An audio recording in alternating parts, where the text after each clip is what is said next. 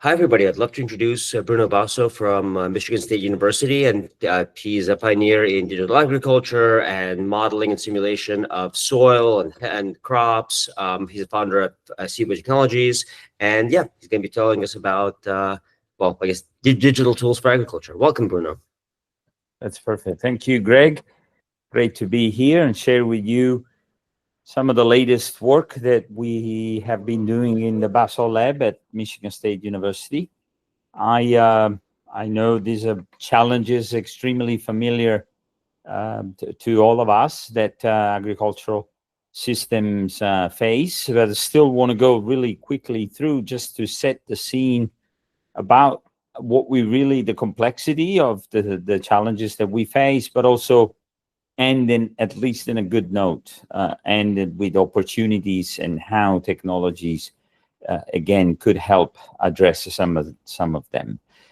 Growing nutritious food is still critical. I underline the role of nutrition because it's not just about amount of food, but opportunity of growing more diverse and nutritious food, animal feeds, fiber, energy, challenges of dealing with less in some places, more in others, but challenges with water, land that is more often degraded than on the healthy side under a changing climate.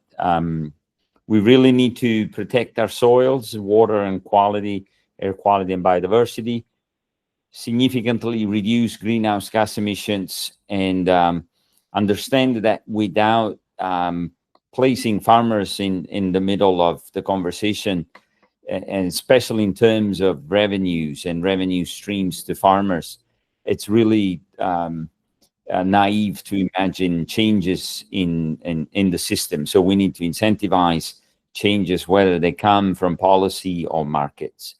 And the figures below just show some additional causes. Urbanization, we lose some of the best land to urbanization, not just outside the US. US is a major factor in this. Some big cities basically go for expansion of subdivision, taking very fertile soil away from production. Continue to see desertification with all the associated complexity related to indirect land use, greenhouse gas emissions, fires, land degradation, soil erosion. We continue to lose about a pound of soil per bushel of corn. You put it together, roughly about 4 tons of topsoil is lost per hectare per year, which is a really large amount if you think with all the associated negative impacts on fertility as well as soil carbon losses. Water quality, more close to where I live in Michigan, and water quality with excessive amount of mismatching supply and demand, chemistry, herbicide, pesticide, excessive amount of nutrients leading to eutrophication and so on.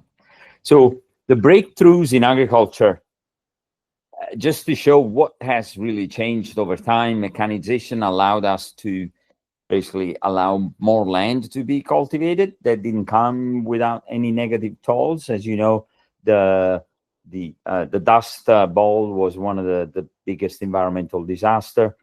Fertilizer and chemistry allowed us to boost yields, especially in connection with breeding and biotechnology, but they came with the toll on environmental, strong environmental impact.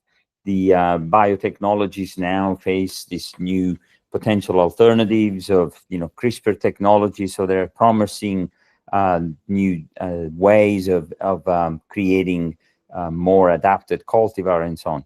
In the late, about 10, 15 years ago or so, we were exposed to data science. A lot of the company kind of even changed the way they presented themselves. Rather than a seed company or a chemical company, or they were a data company, associating collection of information and converting data into information. Now, more presently, data science is key. It's basically an opportunity to be able to monitor and understand the behavior and the dynamics of plant growth and soil soil health changes, and so on. But under this necessary way of looking at how we manage our systems to circular, much more circular, the basis of a circular bioeconomy, as well as more sustainable use of resources, because we need to allow a much significant well-being of the environment for social and economic well-being.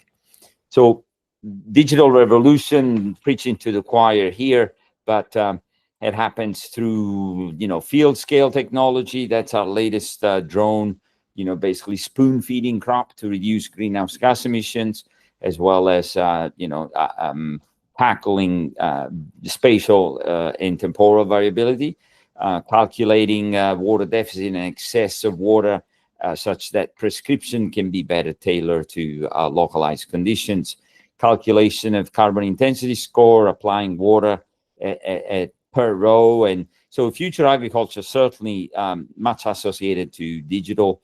And here, my picture is not really to show off, but the fact that even communication and media had the editorial pick of Forbes because for the first time, as you'll see, we've been able to scale beyond a single farm or single fields, where in the past most of the people have worked in assessing and understanding problem.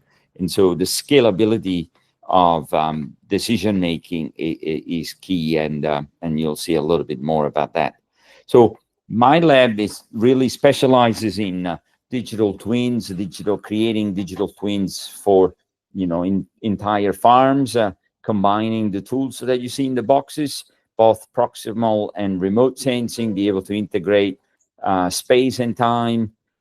You'll see much more about what yield stability means, running a multi-model ensemble, because this presentation is really more almost like two parts. I wanted to introduce the digital tools that we've been using, but how they're used to address resilience, carbon farming, opportunity of leading to a net climate benefit, as I introduced in the title. So we run multiple models, calculate carbon intensity score, and we prescribe basically variable rate technologies, both for nutrients all the way to changing land use, opportunity of removing low productivity areas, low productivity fields, and so on. So yield stability maps are concepts that have been around for a while, never really packaged or be able to scaled in a way that I'm presenting it here. But I developed this concept by basically analyzing how different each single pixel is between spatially from the neighbor and how it varies over time. And if you think of examples, multiple examples, and again, you stack what we realize on a large scale, when you see the results coming, are basically areas within fields that they constantly produce high yielding. They have high and stable zones. At the same time, you have a fraction, surprisingly large, of constantly underperforming on the same spot. Now that then you have the one that vary spatially. So the unstable zones, we further divided them in unstable depressions and unstable hilltops. Again, back on the analysis of water deficit versus excess water.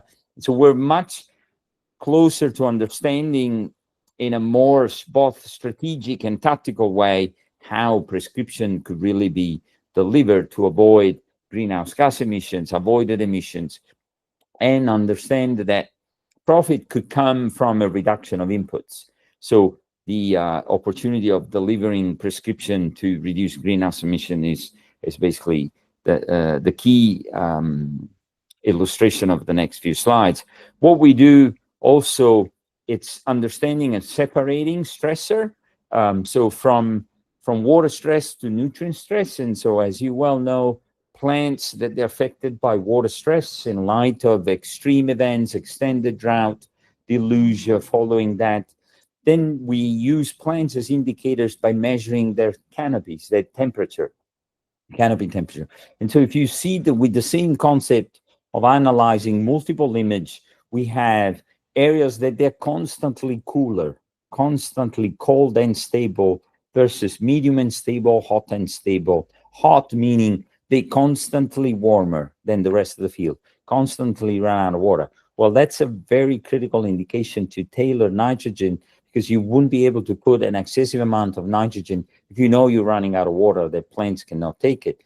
And the same thing, as you'll see in a moment, understanding nitrogen stress in a different way through satellite imagery combines the two and separating what drives these variabilities. So these are changes in and if you see the comparison between the yield stability on the right, you see the areas where they are high and stable match the cold and stable, be able to exploit a much deeper soil profile with water availability that can use resources and nutrients. So you would obviously emphasize, variable rate application over in areas where there is water to be taken up, and along with the nutrients, and limit the applications on areas where it is constantly, either unstable depending on rain, or constantly hot and stable. So please. How variable are the yields when you show us like that color, or the color gradient? Like what percentage variability are we talking about? So that's a very good question. Obviously, there isn't a single number that we basically give. Okay, we use one standard deviation to create the zones. So roughly, to be able to support farmers in making decision on what is really something to pay attention to, so each zones could vary up to about 2 tons per hectare.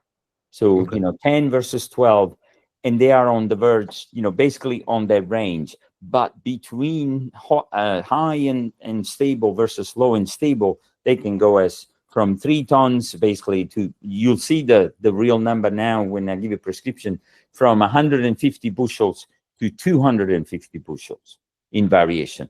But within the zones, you could have still variation. It's not that these numbers within the high and stable zones are written in stone, because they're still driven by weather, right? So the separation of the zones is one standard deviation, which obviously will vary depending on the location where you are.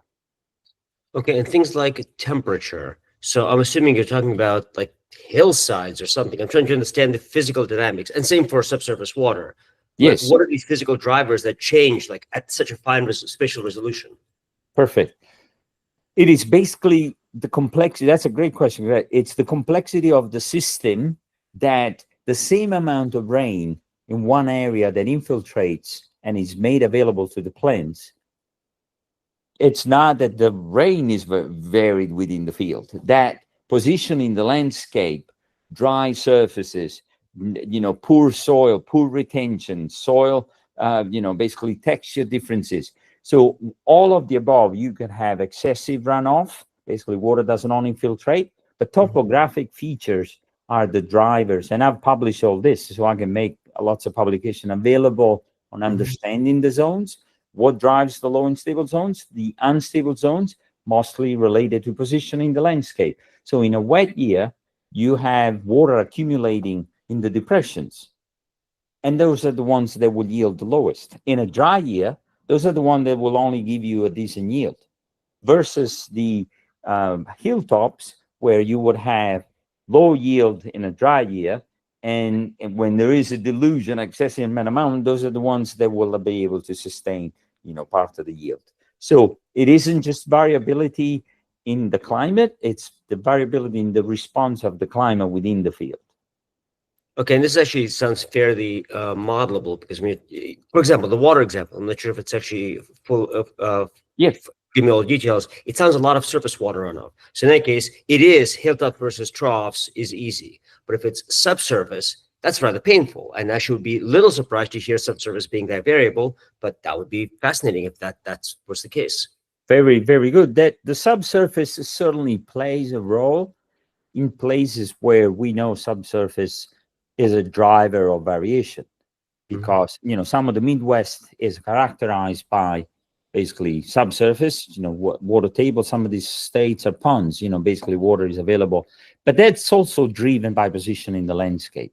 So if you know that subsurface is basically rising, you can manage. The important thing is understanding the driver has, we have identified both surface versus subsurface, and some of the models now tackle the opportunity of quantifying capillary rises, but the water table it's connected on a much larger scale. So when you do that, you have to have the understanding or where it's coming from, where the field is located, and so on. So water table also, the variations on the uptake varies on the time, the phenology, the time of the season, and where roots are, because under high heat conditions, high temperature, the water table may not be sufficient, to be able to satisfy the evaporative demand. So that understanding, that complexity is very important. The last piece is that sometimes the water table may not, be a problem, but a lot of situations in fields are tile drains are broken. And so you would have that level. So we've been monitoring with and without tile drains, using remote sensing to drive installation of tile drains, and before the tile drain were installed and after, how yield changes and how the yield stability maps changes. So those are all critical pieces that you have addressed. So both water drives the system, but how you manage nitrogen in response to water is a critical piece. Okay. And just maybe one more question. I'm thinking actually, the Midwest is a good example. Seemed to me very flat. So I would imagine a lot of this stuff would not be an important factor. Whereas, let's say, wine countries, those regions typically are very hilly, so it matters a lot. Is that fair? It's partially fair, because we're not talking hills of rolling terrain of the Mediterranean or California. A small ridge will drive water movement across the field. So that field right there that I'm showing on the right, there's a minimum relief. That can be 1 meter. And partially the Midwest, way Michigan is there. We're not talking about Iowa, Nebraska, or Kansas, where possibly says you can see your dog, running for days. But some of the places in the Midwest are still rolling. So what I'm saying, micro topography or this gentle the way the loess were formed, so it will still impact positioning the landscape. Okay, makes sense. Thank you. No problem. So, given the fact that what you saw there, we have an extensive amount of yield maps that were shared by the farmers. It's still a drop in about, what would we, I think we're close to about 600,000 acres of yield maps that farmers have shared, drop in the bucket compared to the 80 million acres of, corn that we analyzed here. And so the same concept can be used through remote sensing. So I did that a few years ago, using the vegetation indices before the signal saturated, and see how that signature over that pixel remain constant. And incredibly so, it was an opportunity to, then the paper showed how much yield stability would vary created by remote sensing compared to yield maps. But and it ranged from a 60% accuracy to 90, 95. So, but it's an incredible way of understanding at scale through imagery a potential, yield map spatial variation. And so we've been able to do that using satellite. We're doing now recreation of those both with Sentinel and with Planet. So daily images at 3 meters. Unfortunately, not a long history. There is simulation coming in for the previous. So there are lots of stuff happening on revising spatial and temporal resolution. And so, but this analysis with Landsat allowed us to be able to see, again, the same stable high yields, the stable low, unstable areas where they fluctuate from 1 year to the next. And that number there that you see, 27%, so 25% of the Midwest is low productivity. It's an incredible number, because it equates to about 30 million acres where farmers are physically losing a significant amount of money. Versus the unstable zones, they fluctuate from high yielding to low yielding. 65% of them are high yielding and 26 low yielding, with the consequences on nitrogen use efficiency as well as on the impact as mass balance on nitrogen that we did there, with the amount of money lost by the farmers for fertilizer unused and so on. So These are fields, random fields that we picked from the database, and you'll see an incredible consistency of low yielding area across the historical analysis of these 500 fields that we used, with variation of basically the numbers of, the fertilizer applied was 150 pounds, minimum to higher. And you'll see the yellow boxes consistently low yielding, despite the fact that they use a much larger amount. So the question that when we explain this to farmers, you need to understand that for the last 15, 20 years of your time, you have been using the same amount of fertilizer on the high side uniformly. And despite the fact you put 200 or 250 pounds, the plants always give you roughly 120, 130 or 40 bushels versus the same amount of fertilizer that gave a response to over 200 to 250 or so. So clearly the cost was now nitrogen on those areas, and that can be significantly reduced to again bring these components of how digitalization in agriculture could really help avoid greenhouse gas emissions, leaching, and bring more for profitability. So we have a multi-million-dollar research project where at scale from from North Dakota to Mississippi, we have large number of farmers, thousands of farmers that join, and we pay them to get the as applied map back. So they implement the prescription that we decide on the boxes, large boxes by machines where they are imposed on the stability zones. At least they can see their rate versus our rate. And you obviously here you've seen this kind of thing, the precise situation of the machinery now, very, very clear when they break, the one application versus the other. So that's kind of the raw data of an applicator of nitrogen fertilizer. And this is analyzing all with different rates and different combination that we tried. Here is, if you pay attention directly to the low yielding areas, the very low yield compared to the medium on the high yields, there is basically the same yield response showing that there was a nitrogen.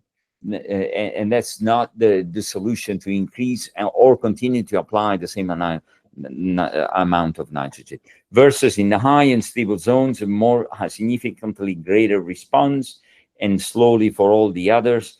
And so understanding these dynamics between unstable depression depending on times, or unstable slopes, it really helped us giving this prescription to farmers, which prescription are based on yield stability maps for spatial and running the simulation models for rates and be able to see the responses. So we send this by not even knowing, obviously, the farmers. They implement it, they put it in the machine, and then we get the data back. So we have a large paper basically being in the works to be able to report all these benefits of using this approach. So actually a question on this one. Please. It looks like the impact of nitrogen is incredibly variable. So for high and medium, you see a bit of a slope, but the variance is so large, it's kind of drowns it out. I guess, how much of a relationship is there really? For the medium, zone? All of these. I mean, I'm just seeing so much variability in the phenomenon. Right. Well, the variability, these are multiple fields, multiple years that you see the response. They are categorized. So the variability within those, if they are the low yielding years, that they all go towards the lower side. Variability is the driver.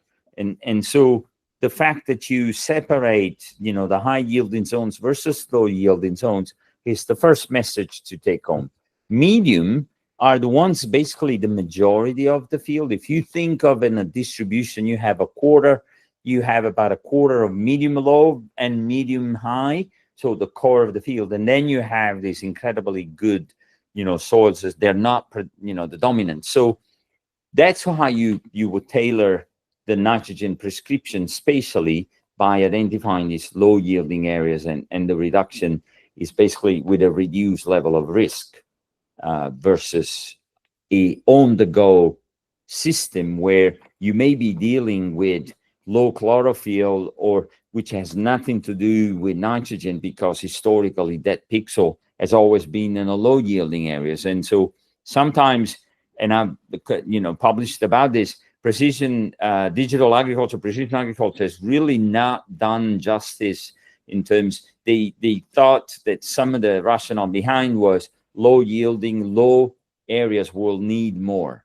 And that's what the algorithm are still based on. Low productivity, put more nitrogen. And so this really shows a little bit of differences there. Yeah. Okay, thank you. No problem. So in a nutshell, to close this phase of nitrogen prescription and how we handle them, so yield stability, nitrogen saving immediately, because you give a prescription from the yield stability map, you convert them in avoided emissions, and then basically you can package commodity premium based on the avoided emissions. And so I'm conversation with food companies interested in understanding and be able to use the as applied map as possibly a check for a farmer to be able to show that emissions were reduced because of prescriptions done properly without impacting yield and no leakages. So one analysis immediately, farmers got the attention, our attention, when we start talking about the dollar sign. And so if you do the same concept of profit stability, and you go from one single year, sure, you'll have areas that they lose, but when you stack 11 years of yield data and you extract some of them, that the 7 years of corn, you have much larger areas that they constantly draw you down. And so understanding that you could certainly do something different there, whether is nitrogen, which leads me to the next slide, which we call precision conservation. So describe this in these papers, where from profitability, you got two options. You can either reduce, don't want to change land use, you basically adopt the prescriptions with no fertilizer, low fertilizer, understanding supply and demand, and optimal nitrogen on the high yielding zones. Or you basically reduce, you remove corn production. That there is nothing written about continue to grow corn on those areas, which they're large enough. This analysis that we package, and again, there is a new analysis is coming out on these multifunctional fields, whiskey or for local markets or alternatives where it doesn't require the same amount of nitrogen, or ideally pollinators. And so we recently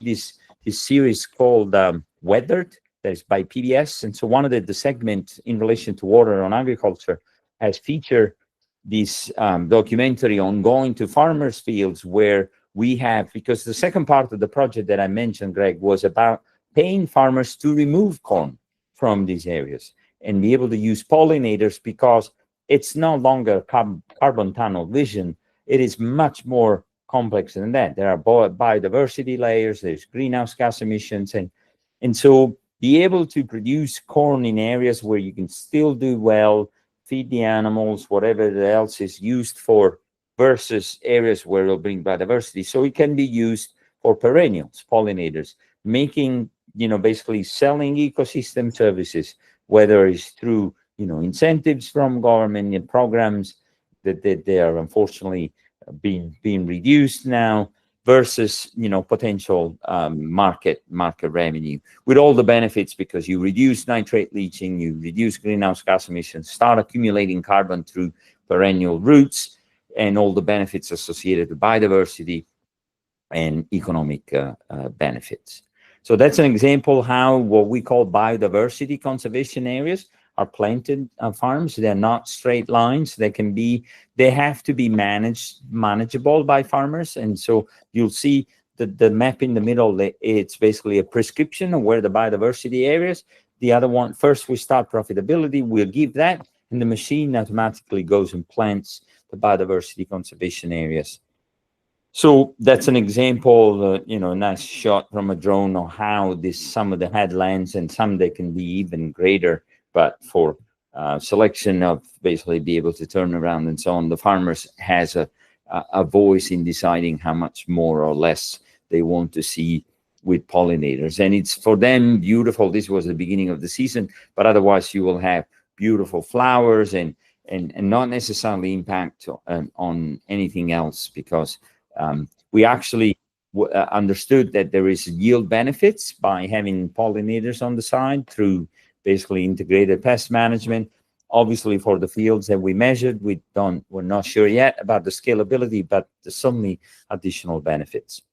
Now, to go into So let me ask you about this. So please. it sounds like the proposal is kind of a multi-cropping system where you say if the primary crop is producing low yield, according to the data, you plant other crops, like flowers for bees would be another crop, carbon would be another crop. Correct. And how general is this? I mean, is it something you can do corn and wheat, or I mean, what kind of flexibility are we talking about? You have large flexibility, because with looking at, obviously, the analysis across the hundreds of millions of acres, corn, wheat, soybeans fields. This is mainstream agriculture. We're not talking about, the vineyards or the small veggie in California. So not necessarily we have to see how some of these low productivity areas could, lay in orchards and so on. But we're talking about mainstream large scale agriculture. So pollinators, perennial system, there is all the way to potential, prairie strips where they can be harvested for hay. They can be used, left there for, biodiversity purpose, or crops that do not use the same amount of nitrogen. So you could have, again, alternative crops like the winter rye, which will stay there and, at different times and plant the summer crop. So there is a lots of option. There is option for cover crops for seeds. So there is no limit in understanding how these low productivity areas could still do, because they still these are not completely unproductive or marginal land. This is still agricultural land that do not have the same capacity to produce 250 bushel corn. And so why continue to use corn with 200 pounds or more of fertilizer in areas where they're not gifted for that? So you do have alternative use of crops there. So, and to what extent is the quality of land crop specific? So one piece of land might be good for a given crop and bad for another. No, unless you ran into areas where pH is really an issue, this is good land.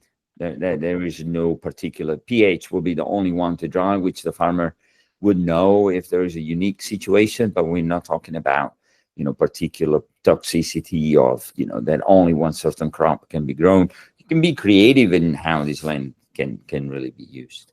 But what I have in mind is, you give example of water. So if some crops do not require as much water, or others, like almonds, require a ton of water or something, maybe you should just be growing different crops in the same field. Is that sensible? That is a sensible, because the water requirement, it's still depending on rain. We're not talking about irrigated systems.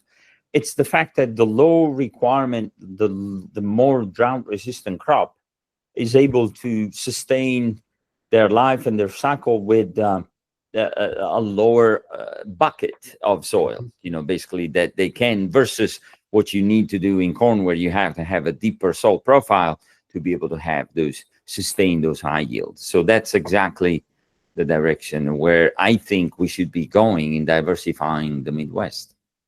And then climate change seems to be making this a time varying phenomenon, where the same location might be affected differently. So to what extent is it like the spatial pattern is similar relative to each other? To what extent, like, the same location might become better or worse than its neighbors due to climate change? Perfect. So that answer can only be basically obtained through running much more than climate, because climate change in terms of projection and increasing temperatures is understanding the extreme events. We'll be able to see, how you sustain extended drought versus excess amount of water.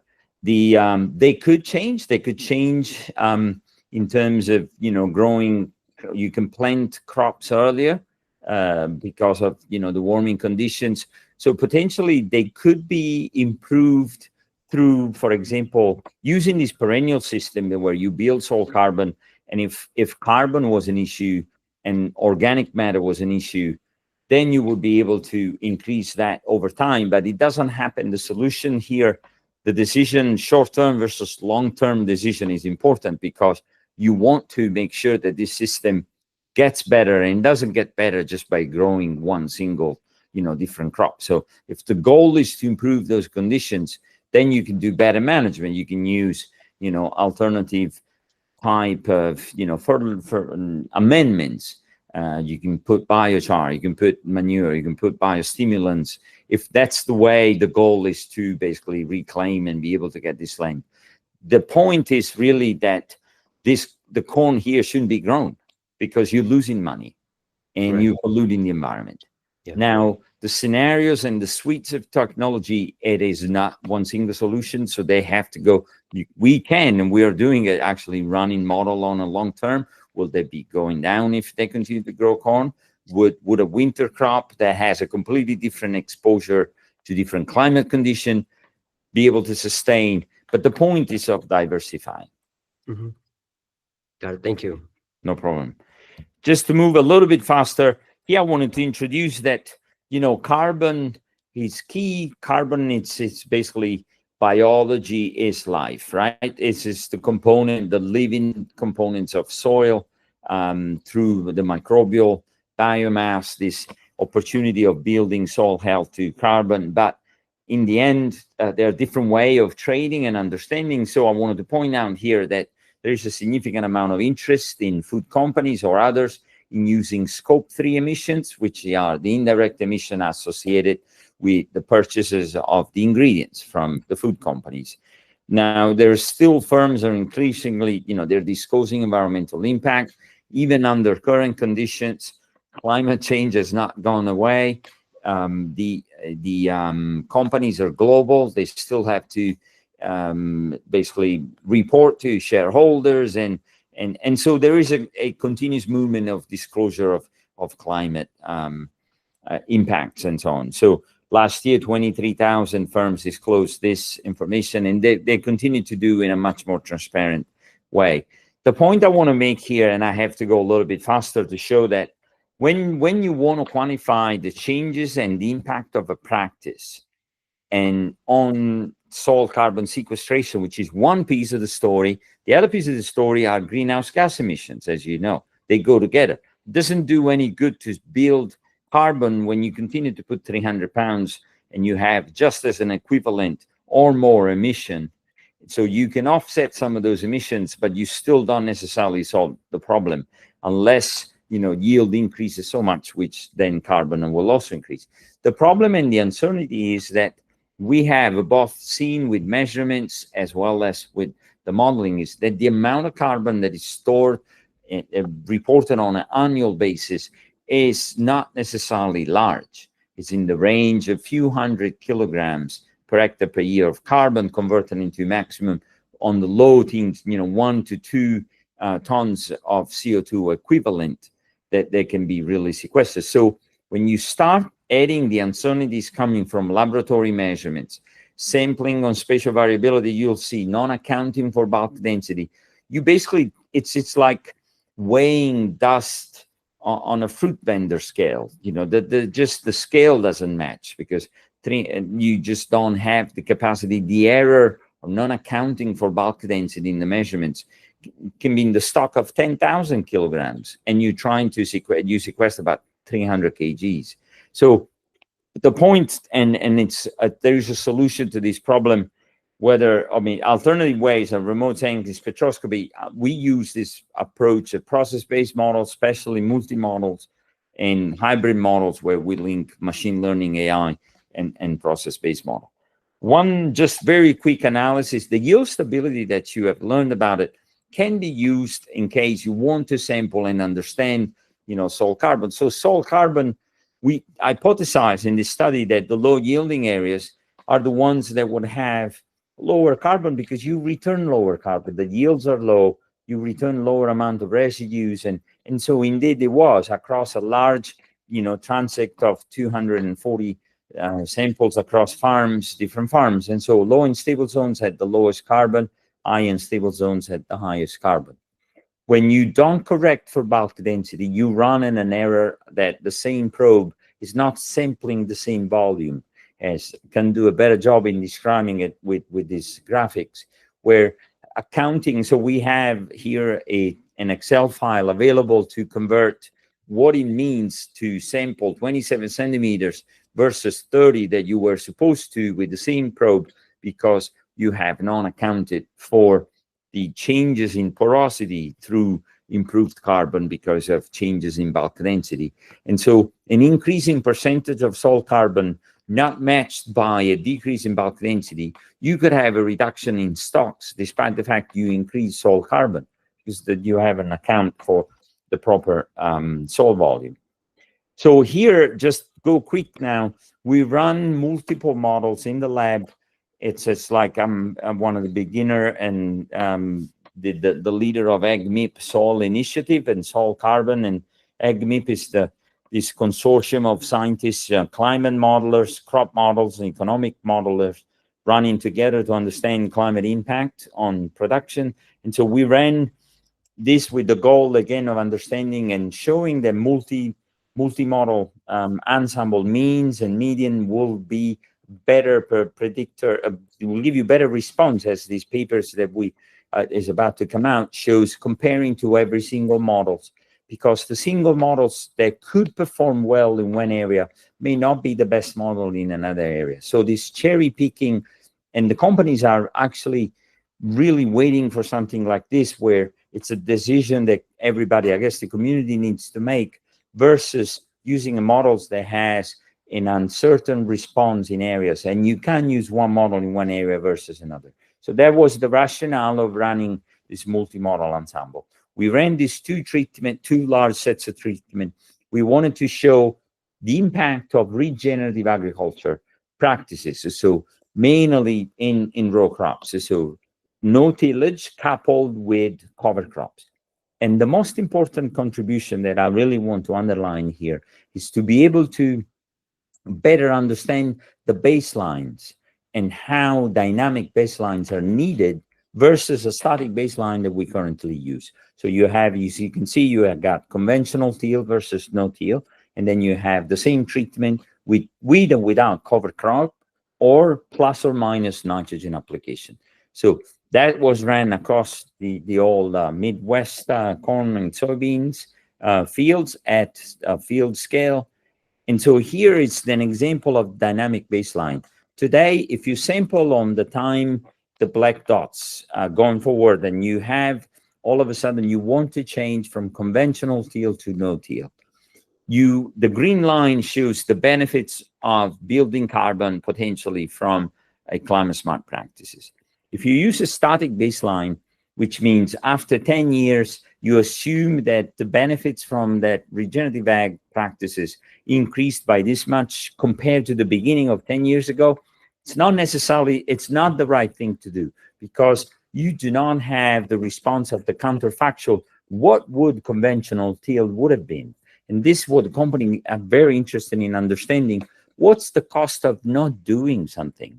The cost of not doing no till, because in this case, where you see the first scenario, conventional till can be in areas where there could be potentially a small accumulation or no change. And so that difference changes between the black two arrows rather than the green minus the red. Now, when you go in the second case, you could have areas in dry environment where you would have continuous loss of soil carbon versus the benefits. And so you have the much larger delta. And then you have the case where no till, no till would not necessarily accumulate, but if you were to continue in conventional till, you would lose a significantly amount. So this analysis basically shown that nowadays, now you can click on any single field and be able to get a comparison of a practice versus business as usual, that you can choose. We're building an interface, a system where you can basically choose the comparison, and you'll see the benefits of do no till plus cover crop versus the baseline using a business as usual, using a dynamic baseline. So you'll see the annual SOC accrual, soil carbon changes across. This is the difference between conventional till as a difference to no till plus cover crop. The story doesn't end here, but it's only a couple of more slides. Here, it's the entire Midwest analyzed in this graphic, which basically shows what are the drivers, what is important. Is it soil texture? Is it initial condition of soil carbon? Are the farming practices, the adoption, basically no-till or cover crops? And so we understood that the lowest amount of the initial condition of soil carbon obviously has a tendency, as a rate, to accumulate faster soil carbon. And so you can see the letter meaning high, medium, or low in terms of initial conditions, conventional till versus no-till. So there's no point of going except all of it through it. But if you go into, let's say, the loamy soil, you have that low initial condition of carbon, followed by cover crops and no-till sequester 300 kgs. But if you had to start with a much larger initial conditions, then you wouldn't accumulate just as much. But if you were, again, the cost of not doing, if you stayed in no-till with no cover crops, then you would have even a reduction. And so this synthesized the important piece, that when you want to do climate mitigation, you have to account for annual N2O emissions. And N2O emissions is nearly impossible to measure unless you have a sophisticated way of having chambers and gas chromatograph to be able to do the analysis and capturing everything else. So modeling, especially multi-model ensemble, when you combine these two maps of annual soil carbon change and annual N2O emissions, then you understand in an analysis here from conventional alone, conventional plus cover crop, no-till alone, no-till plus cover crops, when you start converting the emissions of kilograms of N2O per hectare per year with the spatial, the standard deviation, the mean CO2 that they are emitted versus what that same type of treatment had sequestered, and convert again in CO2 equivalent. So conventional till, despite the fact that you still loses some, it loses even more. So 1 ton. So just to go to the extreme end, if you go no-till plus cover crop, you have emissions of 0.6, megagrams of CO2, but they are offsets by a sequestration of 0.98, close to 1, sequestering over overall climate benefits of 0.33. So when you bring the two together, this is the climate benefits in this case, of damage by continuing to do conventional till alone, that has mostly emissions, versus if you start including additional carbon return to the soil, which is through conventional till, or if you go all the way again to no-till plus cover crop, with the last images, which basically shows the differences that you have climate mitigation of reduction in emissions up to 3 tons in areas where biomass it's really accumulated because of higher temperature, faster development, and the cover crops are able to produce larger biomass. So in conclusion, regenerative practices, adoptions, basically, we need to continue to explain the benefits that they bring as co-benefits and continue to say, okay, carbon is irrelevant in terms of sequestration is low. That's not the discourse to have, but it's rather the concentrating on the complexity of the system and the benefits, whether it's through reduction of soil erosion, ecosystem services, and in the end, reduction on the combination of sequestration and emissions. We can't measure everywhere. We need models. Models cannot be over-calibrated to cover biases. There are some models that are not useful because they basically become regressions that every time for every field, you would have to calibrate, you would have to have measurements that do not exist. So models need to be tested independently as well as from good quality data sets, not just on yields, but alternative soil water dynamics, nitrates, which can only be tested to a limited numbers of data sets of high quality, which is obviously not the most ideal situation. But multi-model ensemble provide this opportunity to benchmark models, develop dynamic baseline, reduce uncertainties, and ultimately benchmarking models makes models better because you still have a references. Why am I doing so different compared to another model? The combination of all this under this big umbrella of digital agriculture, precision conservation, they really help. They're tools that they help understand at the farm level, both farmers' decision for resilience, but also profitability, but also long-term sustainability, whether it's through, the company, the private market, or stakeholders, which should really be in line into making better decisions for the community, helping farmers build, a better well-being, a better mental health as well, because of the challenges that they face. So it's a combination of things. We need both. We need policy and market oriented supporting our regenerative agriculture. Thank you for inviting me, Greg. Yeah, thank you very much. It's fascinating. So one thing, let me ask you about the soil carbon.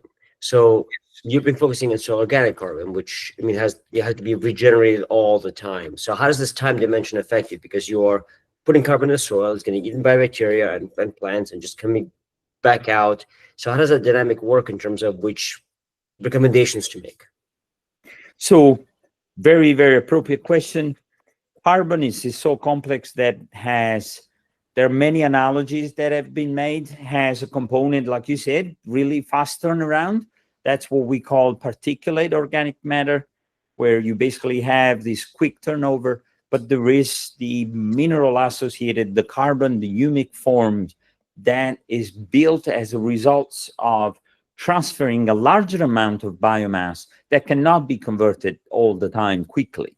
And so it's like having checking account and savings.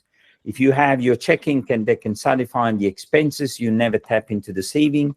If you spend less from your checking on 1 month or on a long period, you make your saving bigger. So it is a combination. We are talking about organic because the inorganic is in excess, has to be removed. It's a completely different story. So the organic carbon, it is really through the accumulation of particular organic carbon that basically feeds into, again, as I said, the saving versus the checking, and how you manage the losses versus tapping into the reserves. Okay, so now speaking of inorganic carbon, I'm thinking of biochar, and that's something you can just dump in there as a matrix, kind of for free because you don't need to regenerate it all the time. So how does that relate in terms of practices? Can you just be building it up? No, biochar, it's basically a no-brainer. It's you burn, you do the pyrolysis, you get this biomass in carbon and stable for 100 years, you put it in soils and it doesn't change. There are still lots of questions where the farmer said, how often should I change? That's much more, it's still organic, but it's more on the inert. That doesn't really, the results are all over the place in terms of impacting yields but the benefit of that is that organic mass that you're burning, it stays, it doesn't go back into the atmosphere. Yeah. Even though it was sequestered for free, it stays. So that's a really positive thing to store in soils. But it's not the ones that you still need to manage your residues. So you could burn, it's basically an approach. You take the residue, you burn, and you bring in them that they basically enrich your, basically the saving. Yes, it's doable. That's a problem of cost. Right. And now a lot of the results you were showing me were for the US Midwest, your models. How does it apply across the world? And both in terms of implications you can make today, and how much data do you need about other agricultural regions? Yes. So the work is not scalable in terms of transferring results the way they are, but the Po Valley, I'm currently in Italy, it isn't necessarily very different than the Midwest or the Indo-Gangetic plains or the North China plains. Are very translatable in terms of the application running multiple models, the practices. You have to capture climate and soil interaction, which you do through modeling.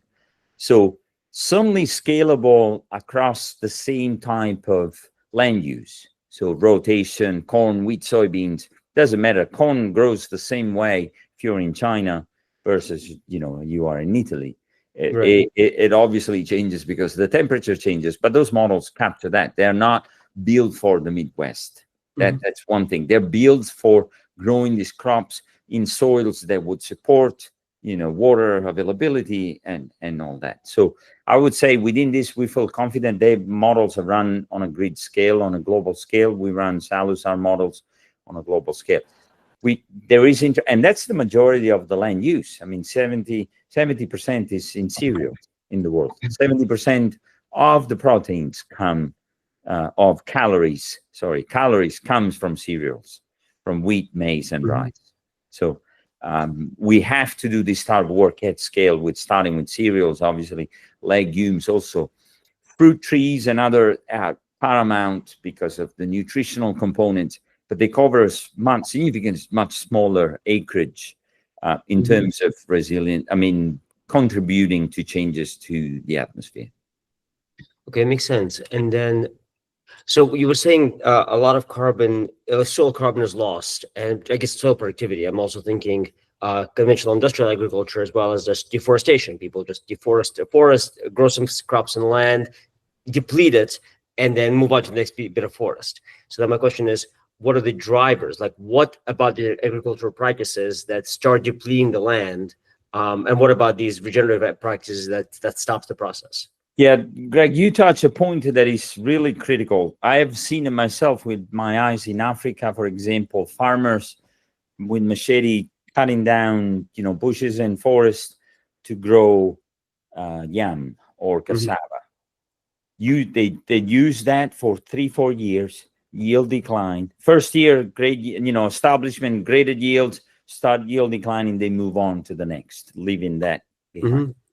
That's our challenge, in a sense, is how do we tell these farmers that there are practices that would allow that soil to stay under the crop for much longer? And that comes with association of crops. So basically, growing crops together, using, instead of poles from trees, using pigeon peas that can grow next to a cassava. So there are a lot of others beyond no tillage or cover crops, but you build soil health by returning carbon and by bringing I've used a very simple analogy. I mean, the microbiomes, we wouldn't be healthy without microbiomes in our stomach. How do you expect a soil not to be healthy if you keep putting chemistry or not feed with fiber or microbes? And that's basically how it translates into. So helping them, and the important thing of the whole presentation that I made, this cannot be trial and error. Technology that really makes this, that become available, running this simulation at scale to identify with understanding uncertainties, dealing with the uncertainties that we get from these models. That's what it's really key. Yeah, it makes a lot of sense. Nibo, do you have a question? Oh, hi. Hi, Bruno. Thanks for the talk. I had a question, but I won't interrupt you until you can finish that. You can always, email. I'll love to stay in touch if there are opportunities to understanding this together further, and how such a big driver of change, catalyst of change, could really help make this, changing even faster. No, absolutely. And then maybe actually, last question for me, if you can bring back your modeling slide, because you had a lot of simulations in there. So I want to get an idea of kind of how many different phenomena have to be accounted for before you can have a confident prediction. Okay, well, all these models. Yeah. The models account for just about any process that occurs daily, from climate input into growth and development. Growth, basically photosynthesis, sequestering carbon from the atmosphere, converting into assimilates, partitioning between top and roots and shoots, and nutrient availability. If it's missing, then management practices, mixing of soil tillage in breaking aggregates. So there are a lot. I mean, there are hundreds of processes. Some are extremely well understood, as solid as they can be. Thermal time, development of crops, phenology, growth. In many ways, different models have different ways of doing it. It's the scale also of how these different models that are different. One is cell level photosynthesis, another one radiation use efficiency. So the complexity, it's really large. Sometimes extremely mechanistic models are more victim of compounding errors, of uncertainties in input, versus a much more basically parsimonious model that you have a combination of understanding the process with the right amount of input. And so what we call functional models. So this answer varies between models, but all the processes are simulated in the soil, in the atmosphere, in the plants, water balance, heat balance, nutrients, denitrification, you name it, anything that we understand in terms of impacting yield and environmental outcomes. Got it. Well, yeah, thank you very much. Thank you for joining us today. Thanks again for the invitation. All the best. I had one question. Okay, go ahead. Yeah. Right. I was wondering how, if you had a provision to model certain scenarios where you have this distributed model, and would you be able to model something like a drift term where you could think of just as a massive, hypothetically speaking, a massive wind just sweeping through across the entire landscape, and with a constant velocity maybe, and how that would affect your outcomes, or something like a point impulse, not response, but an input or an output, where you have a certain geographical location where there's something like a sink to the carbon dioxide for the sequestration. So think that there's a certain geographical location where you're able to sequester a ton of carbon dioxide, and you want to model this like a diffusive process where it's just pulling in from around. Is there like an approach or a modification? Yeah. No, these models are not designed to do that. I mean, modeling, it's really getting a bunch of people together, an equation to understand, is it doable? Do we understand the process to be able to do that? These models are packaged as a combination of basically engines and, routines, climate, soil that interact. So the driver that you described are really different than what we aim to get, which is, can I predict yield under a change in practice? Can I sequester more carbon if I add carbon through a greater yield? Or can I optimize fertilizer? They're called crop and biogeochemical models. You describe something significantly more sophisticated, which obviously you go in the engineering and atmospheric science, domain, which can certainly be done. And, that's just not a question. Understanding the uncertainties of the outcome, because one important thing that people are not focused on, can I test it? You can get a model and you say, how sensible it is. Is it me or you deciding if it works or not? Here we're dealing with a system that is real. We know what the yield is of these crops or what it should be. And we know also counterfactually what it could have been because of some precedents. You don't have it for their locations. So the model that you do, it does bring the level of confidence that's very realistic, because, another area under that type of tillage, it did give, in the ballpark of these changes. And worst case scenario, you still compare relative treatments. You don't worry about the absolute value, but you see the delta between the two treatments. Yes. That's also what's important. Oh, well, thank you for the answer. No problem. Well, yeah, thank you very much. Have a good rest of your day. Yeah, thank you. So long. Bye.